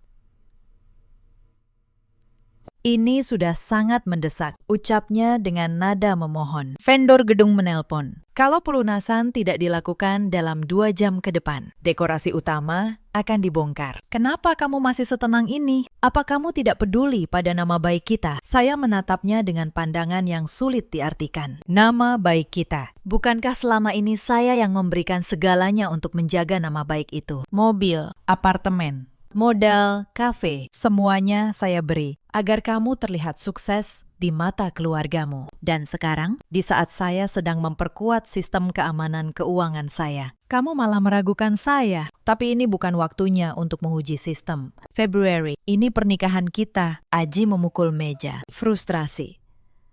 Kalau begitu, saya membalas dengan tenang.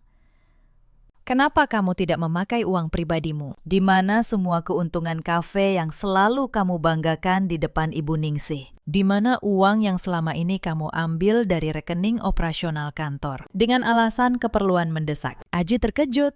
Ia terdiam. Mencari alasan di kepalanya yang mulai buntu. Itu, uangnya sudah saya putar untuk investasi lain. Sayang, kamu tahu sendiri, bisnis itu fluktuatif. Tentu, saya tahu. Sangat fluktuatif. Saya tersenyum sinis. Apalagi kalau uangnya diinvestasikan ke kamar hotel mewah dan kalung berlian. Untuk seorang sekretaris, wajah Aji pecah seketika, namun ia mencoba tertawa sumbang. Hahaha, kamu ini bicara apa sih? Kamu terlalu banyak menonton sinetron. Mana mungkin saya melakukan itu? Saya sangat mencintaimu. Saya harap begitu. Mas, saya berdiri dari kursi. Karena besok seluruh dunia akan tahu seberapa besar cintamu pada saya. Saya meninggalkan ruang makan, membiarkan Aji terpaku di kursinya dengan wajah pias. Ia tidak tahu. Setiap kata yang baru saja saya ucapkan adalah peringatan terakhir yang sengaja saya sampaikan. Tapi ia terlalu sibuk menyusun kebohongan hingga gagal mendengarnya. Malam itu, di kesendirian kamar, saya menatap sebuah map merah yang sudah Kikan siapkan. Di dalamnya, bukan hanya surat pemecatan, tapi juga bukti transfer fiktif, log GPS, mobil, foto Ratih masuk ke apartemen saya dengan akses cadangan, dan rekaman CCTV butik saat Aji membeli kalung berlian itu. Lengkap dengan laporan penipuan yang siap saya serahkan ke kepolisian setelah acara selesai. Besok bukan hanya hari pernikahan yang batal. Besok adalah hari di mana saya akan menyaksikan pemakaman karir dan masa depan mereka berdua. Kotak rahasia sudah terbuka dan isinya akan meledak tepat di wajah mereka, di depan semua orang yang mereka coba kelabui. Tapi malam itu, sebelum saya menutup map merah, ponsel saya kembali bergetar. Sebuah pesan dari Aji, isinya panjang, penuh kata-kata manis yang 2 hari lalu mungkin masih bisa membuat saya tersenyum. Ia menulis betapa ia mencintai saya, betapa ia tidak sabar menjadi suami saya, betapa beruntungnya ia memiliki perempuan sekuat saya. Saya membaca setiap baris dengan dingin. Lalu di akhir pesan, ia menambahkan satu kalimat yang membuat saya hampir tertawa. Ia menulis, "Tolong selesaikan masalah kartu kreditku ya, sayang. Vendor gedung butuh pelunasan sebelum besok." Bahkan di tengah perasaan cintanya yang ia tuliskan dengan begitu indah, yang ia pikirkan, tetaplah uang saya. Saya membalas pesan itu dengan satu kata, beres. Dan memang semuanya sudah saya bereskan. Hanya saja tidak dengan cara yang ia harapkan. Saya tidak bisa tidur malam itu. Bukan karena sedih, tapi karena pikiran saya terus bekerja, memeriksa setiap detail rencana esok hari. Saya membayangkan wajah Aji saat layar raksasa itu menyala. Saya membayangkan Ibu Ningsih yang angkuh, yang selama ini memamerkan menantu kaya pada seluruh kerabatnya. Dan saya membayangkan Ratih, yang memegang map berisi dokumen yang ia pikir akan membuatnya kaya. Ketiganya akan berdiri di ruangan yang sama esok pagi. Dan ketiganya akan jatuh di ruangan yang sama pula. Sebelum subuh, saya menghubungi Pak Handoko, kepala tim legal saya. Pak Handoko, saya butuh tim lengkap besok pagi. Bukan di kantor, tapi di gedung pernikahan. Saya ingin semua dokumen sudah dilegalisir. Surat laporan kepolisian, bukti pemalsuan dokumen, dan surat pemutusan kerjasama dengan perusahaan tempat Aji bekerja. Pastikan tidak ada satu celah hukum pun yang tertinggal. Baik, Bu, jawab Pak Handoko. Tapi izinkan saya bertanya, apakah Ibu yakin ingin melakukannya di depan umum? Kita bisa menyelesaikannya secara tertutup, lebih bersih. Saya terdiam sejenak, lalu saya menjawab dengan tegas. Justru karena selama ini saya terlalu bersih. Pakistan, saya terlalu sopan, terlalu menjaga perasaan orang yang tidak pernah menjaga perasaan saya. Kali ini, saya ingin mereka merasakan apa yang saya rasakan, dipermalukan di depan semua orang yang mereka pedulikan. Pak Handoko terdiam, lalu mengangguk lewat telepon. Saya mengerti. Bu, tim akan siap. Sebelum tidur, saya mengumpulkan tim teknologi informasi dan legal saya lewat panggilan video. Kami melakukan simulasi terakhir. Di layar, terpampang jelas semua bukti teknis yang telah dikumpulkan. Log GPS, mobil yang menunjukkan lokasi hotel, mutasi rekening yang mencurigakan. Foto-foto Ratih masuk ke unit apartemen saya menggunakan akses cadangan. Hingga rekaman CCTV di butik perhiasan saat Aji membeli kalung itu. Pastikan semua file ini tersusun rapi dan terhubung dengan layar di gedung. Saya memberi instruksi. Saya ingin urutannya tepat. Pertama, logo perusahaan. Lalu, rekaman hotel. Lalu, mutasi rekening. Jangan sampai ada satu pun yang gagal tampil. Karena besok tidak ada kesempatan untuk mengulang. Siap.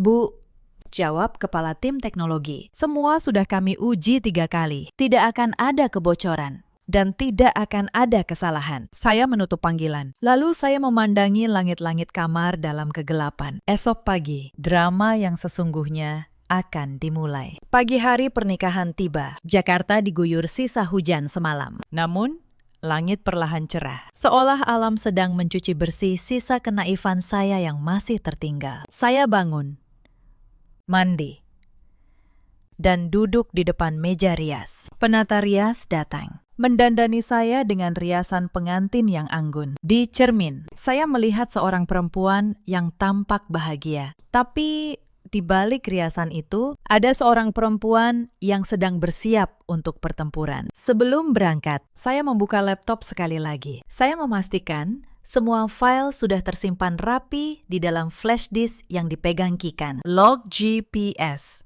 yang menunjukkan lokasi hotel, mutasi rekening yang mencurigakan. Foto-foto Ratih masuk ke apartemen saya, rekaman CCTV di butik perhiasan, dan satu file terakhir yang akan menjadi puncak dari semuanya. Kikan. Saya menatapnya lewat cermin. Apakah teknisi gedung sudah memasang layar dan terhubung dengan sistem kita? Sudah.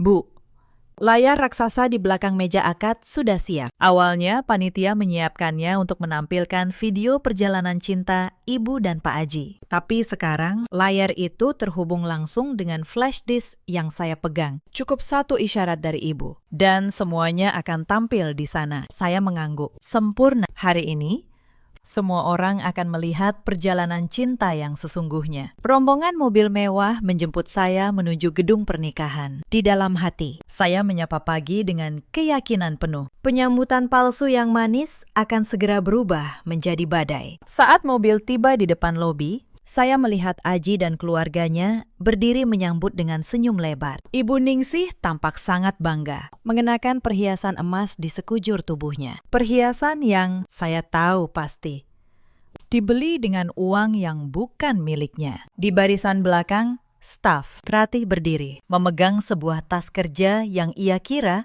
berisi kunci kekayaan saya. Mereka menyambut saya dengan sorak-sorai, tidak tahu bahwa mereka sedang menyambut badai yang akan menghancurkan hidup mereka dalam hitungan menit. Saya turun dari mobil, melempar senyum manis kepada Aji yang mengulurkan tangannya. Saya menyambut tangan itu, merasakan betapa dingin dan licin kulit seorang pengkhianat. Sudah siap untuk memulai semuanya. Sayang, tanya saya lembut.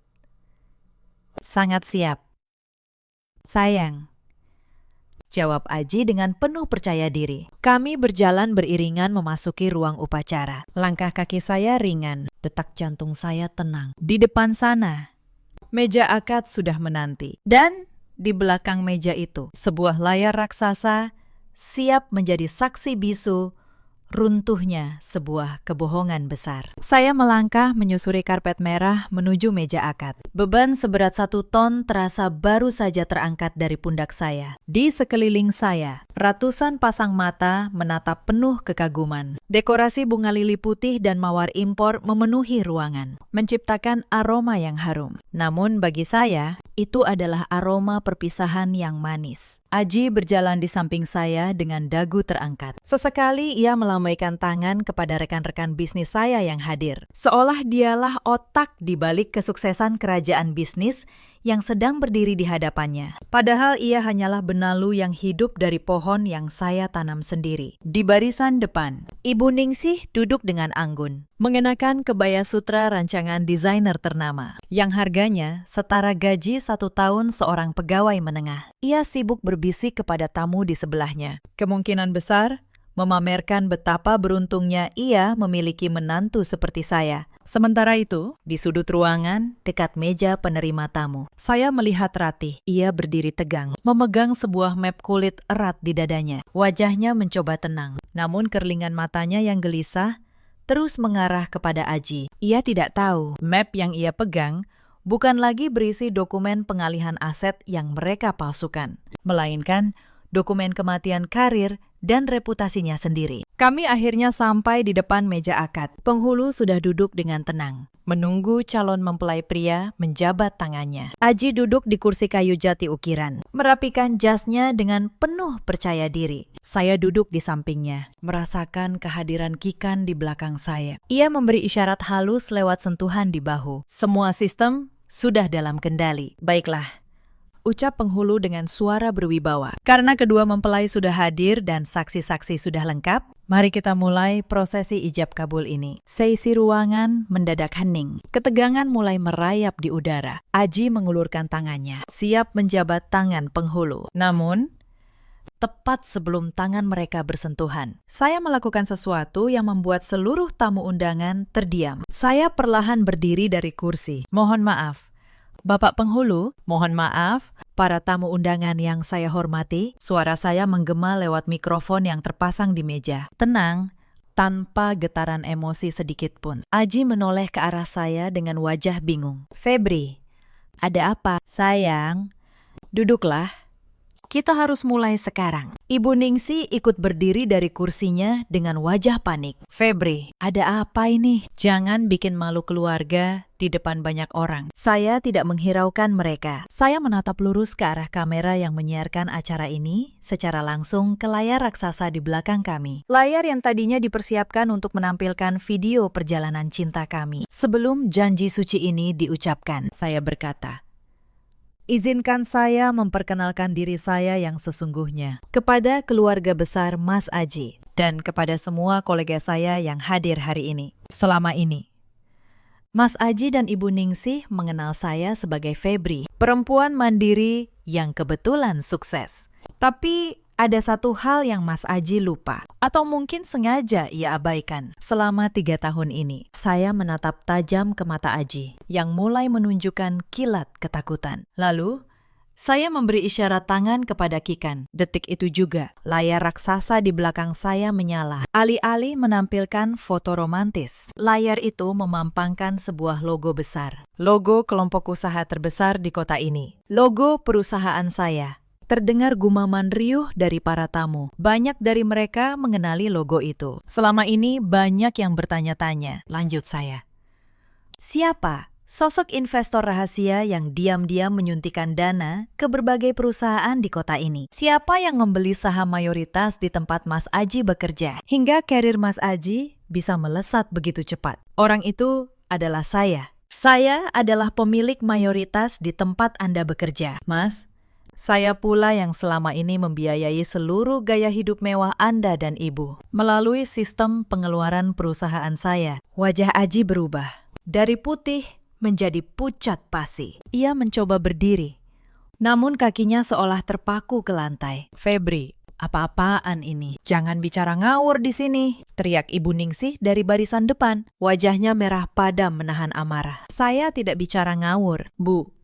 Saya menoleh padanya dengan tenang. Ibu bangga dengan kalung emas yang ibu kenakan. Itu dibeli dengan menyalahgunakan kartu kredit perusahaan saya. Ibu bangga dengan mobil mewah yang menjemput ibu tadi pagi. Itu mobil operasional kantor saya yang disalahgunakan putra ibu. Dan Mas Aji, saya kembali menatap calon suami saya. Apa Anda pikir saya tidak tahu apa yang Anda lakukan 2 malam lalu? Di Hotel Grand Emerald. Tepat saat itu, layar raksasa berganti, menampilkan rekaman CCTV yang sangat jernih. Di sana terlihat Aji dan Ratih berjalan mesra di lobi hotel. Masuk ke dalam lift VIP. Video itu diputar tanpa suara, namun cukup untuk membuat seisi ruangan terkesiap. Suara gaduh memenuhi ruangan. Para tamu saling berbisik, menunjuk ke layar.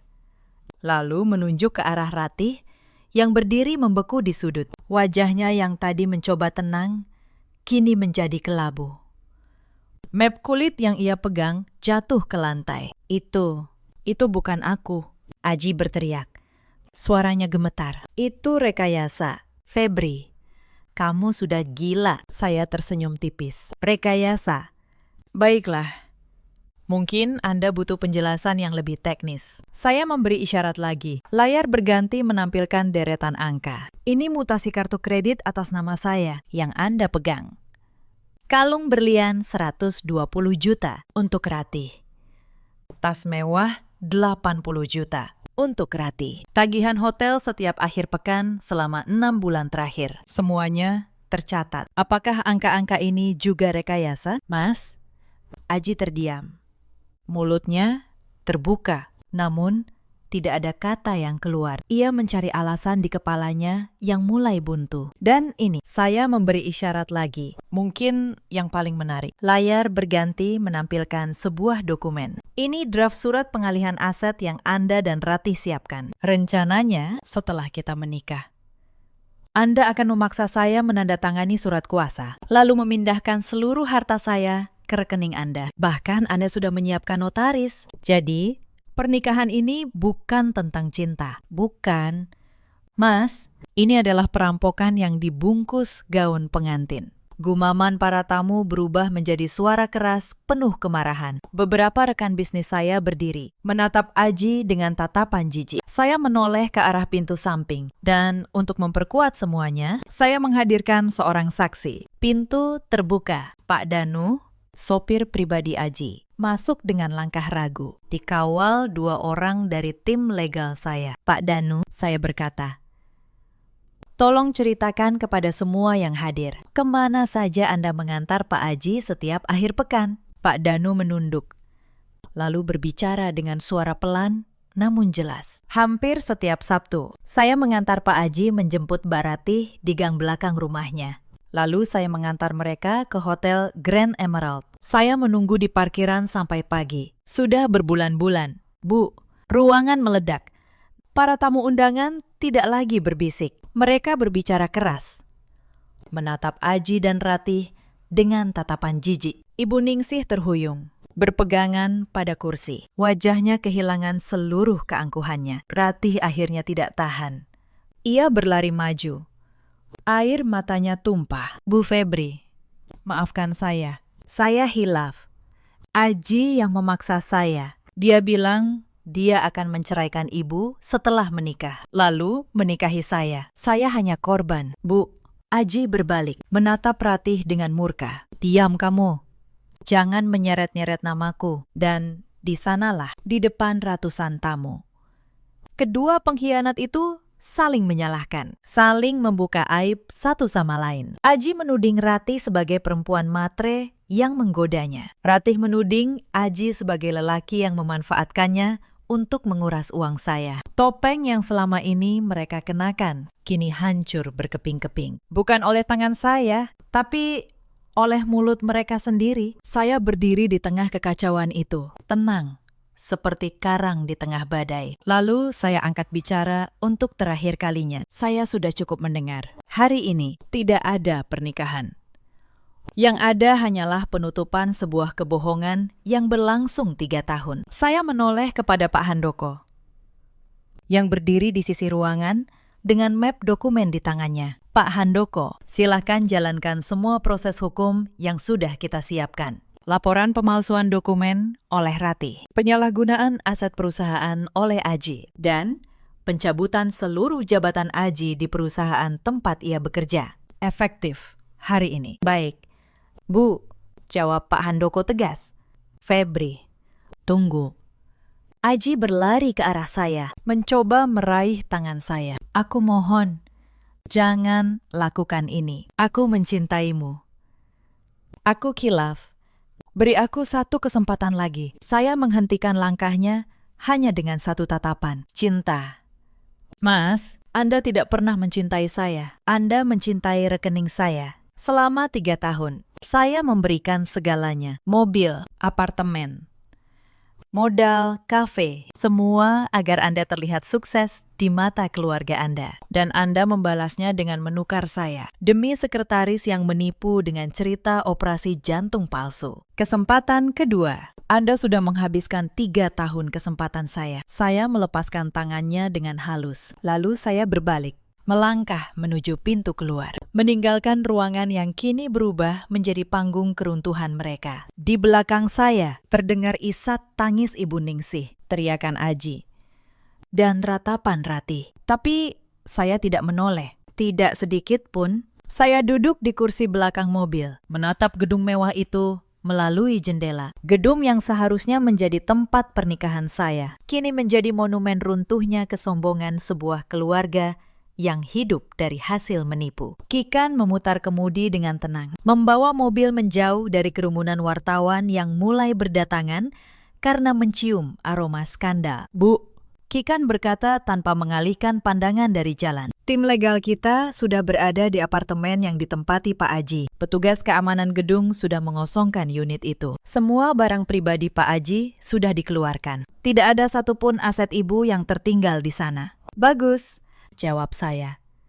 Pastikan juga kafe itu disegel sore ini. Saya tidak ingin ada satu sendok pun milik saya yang masih mereka gunakan. Saya mengambil ponsel, melihat ratusan notifikasi pesan masuk. Ada pesan dari Ibu Ningsih yang memohon ampun dengan kata-kata yang sangat memelas. Jauh berbeda dengan nada angkuhnya tadi pagi. Ia menulis bahwa ia tidak tahu apa-apa tentang perbuatan putranya, bahwa ia juga korban, bahwa ia menyayangi saya seperti anak sendiri. Saya membaca pesan itu sekali, lalu memblokir nomornya tanpa membalas. Tidak ada ruang bagi orang-orang seperti mereka untuk kembali masuk ke kehidupan saya. Seorang ibu yang selama 3 tahun memamerkan menantu kaya, yang menikmati setiap rupiah dari hasil kerja keras saya. Tidak mungkin tidak tahu apa-apa. Ia hanya tidak tahu bahwa suatu hari semuanya akan berakhir seperti ini. Sepanjang perjalanan, saya menerima beberapa telepon dari rekan bisnis yang terkejut sekaligus mengagumi keberanian saya. Dari teman lama yang menawarkan dukungan. Bahkan dari beberapa orang yang dulu meragukan saya, yang kini meminta maaf atas penilaian mereka. Berita tentang apa yang terjadi di meja akad ternyata menyebar dengan sangat cepat lewat media sosial. Video saya berdiri dengan tenang membongkar pengkhianatan. Ditonton ratusan ribu kali dalam hitungan jam. Tapi saya tidak peduli pada perhatian itu. Saya hanya merasakan satu hal. Lega, beban berat yang selama ini saya pikul tanpa saya sadari. Telah saya pikul terlalu lama. Kami tiba di kantor pusat. Para karyawan yang melihat saya datang masih dengan riasan pengantin, namun tanpa gaun megah. Karena saya sudah menggantinya dengan blazer kerja di dalam mobil. Tertegun sejenak. Lalu mereka berdiri, memberikan jalan.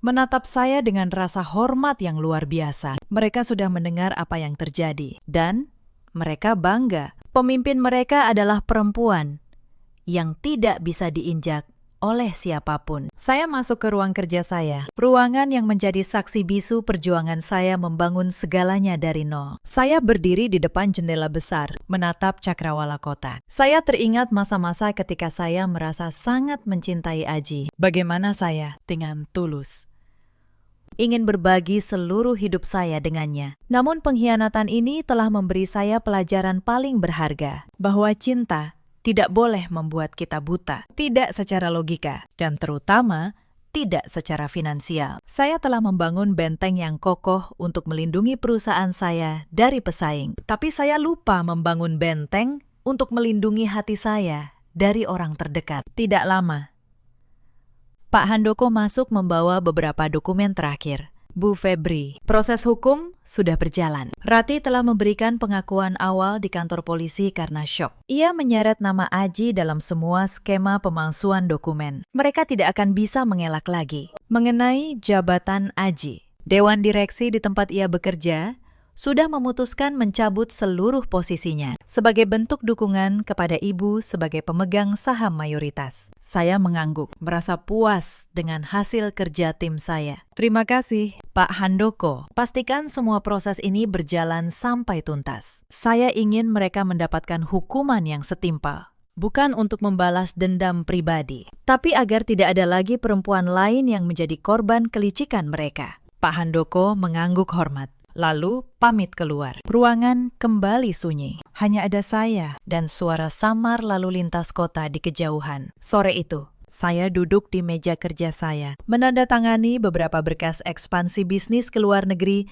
yang sempat tertunda karena urusan pernikahan ini. Anehnya, saya merasa jauh lebih bersemangat daripada sebelumnya. Beban berat yang bernama Aji telah saya lepaskan. Dan kini, saya bisa berlari lebih kencang, mengejar mimpi-mimpi yang sebenarnya. Matahari mulai terbenam di ufuk barat, menciptakan warna jingga yang indah di langit Jakarta. Saya mengambil sebuah foto pertunangan saya dengan Aji yang masih tergeletak di atas meja. Saya menatapnya sejenak. Lalu, dengan gerakan perlahan, saya merobeknya menjadi dua dan membuangnya ke tempat sampah. Pintu masa lalu saya telah tertutup rapat, terkunci dengan kunci yang baru. Dan kunci itu kini hanya ada di tangan saya. Hari ini, saya kehilangan seorang calon suami. Tapi, saya menemukan kembali diri saya yang sejati. Saya bukan lagi perempuan yang bisa dimanipulasi oleh kata-kata manis. Saya adalah pemegang kendali atas kebahagiaan saya sendiri. Cerita ini mengajarkan kita satu hal yang penting. Jangan pernah membiarkan cinta membutakan akal sehat kita. Dan jangan pernah menyerahkan seluruh kepercayaan kepada seseorang sebelum ia membuktikan bahwa ia layak menerimanya. Di luar sana, ada banyak perempuan seperti saya dulu. Perempuan kuat dan mandiri di tempat kerja, namun rapuh dan mudah percaya saat jatuh cinta. Mereka memberikan segalanya, berkorban tanpa perhitungan, dan menutup mata pada tanda-tanda yang sebenarnya sudah jelas terlihat. Jika kalian merasa menjadi salah satu dari mereka, percayalah. Mencintai diri sendiri bukanlah sebuah keegoisan. Itu adalah bentuk perlindungan. Ada juga banyak laki-laki seperti Aji di luar sana. Laki-laki yang pandai berkata manis, namun hidupnya menumpang pada keringat pasangannya. Mereka menyebut diri pencinta, padahal mereka hanyalah benalu yang mencari pohon untuk ditumpangi. Berhati-hatilah dengan mereka yang lebih mencintai apa yang kalian miliki daripada siapa diri kalian sebenarnya. Dan ada pula perempuan seperti Ratih yang rela menukar harga dirinya demi kemewahan yang bukan haknya, yang membangun kebahagiaan di atas penderitaan orang lain. Pada akhirnya, kebahagiaan semacam itu tidak pernah bertahan lama, karena apa yang dibangun di atas kebohongan akan runtuh oleh kebohongan itu sendiri. Aji kehilangan pekerjaan, harta, dan nama baiknya. Lalu harus menghadapi proses hukum. Ratih kehilangan karirnya dan harus mempertanggungjawabkan pemalsuan yang ia lakukan. Ibu Ningsih yang dulu begitu angkuh, kini hidup dalam bayang-bayang aib keluarganya sendiri. Sementara saya bangkit. Lebih kuat, lebih cerdas, dan lebih berkuasa atas takdir saya sendiri. Dalam hidup, kita selalu punya pilihan. Kita bisa memilih menjadi korban yang terus menangisi pengkhianatan, atau kita bisa memilih bangkit dan mengubah luka itu menjadi kekuatan. Saya memilih yang kedua, dan saya tidak pernah menyesalinya. Bagaimana dengan kalian? Pernahkah kalian merasa dikhianati oleh orang yang paling kalian percaya? Ceritakan kisah kalian di kolom komentar. Mungkin cerita kalian akan menjadi pelajaran berharga bagi orang lain yang sedang melewati hal yang sama. Terima kasih sudah menemani sampai akhir. Sampai jumpa di kisah berikutnya.